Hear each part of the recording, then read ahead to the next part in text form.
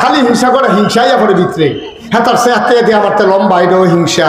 তার এই ফলা বাইয়া বেশি, এটাও হিংসা। ওই যে কইলাম এত তার সব খালি হিংসা আর হিংসা। আসেনি আমার ভিতরে? আবার নবীজি কি তা কয়, শুনো, হিংসা কি তোমরা করতে মনে কয়? আমরা কই জি আল্লাহ আইয়া পড়ে তো নবীজি, হিংসা তো আইয়া পড়ে, মনটা কয় করতাম না, কিন্তু না কইলে তো পারি না, কি তা করতাম? এবার নবীজি কয় ১,৫০০ বছর আগে, সুবহানাল্লাহ কয় না?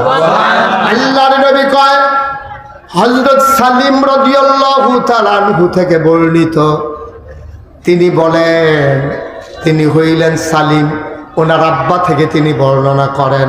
ওনার আব্বা হইল আব্দুল্লাহ, ওনার দাদার নাম উমর। সুবহানাল্লাহ। তাইলে সালিম তার আব্বা আব্দুল্লাহ ইবনে উমর থেকে বলেন, তা সালিম হইল সালিম, আর আব্বা হইল আব্দুল্লাহ, তার দাদার নাম হইল উমর। আব্দুল্লাহ ইবনে উমরের ছেলে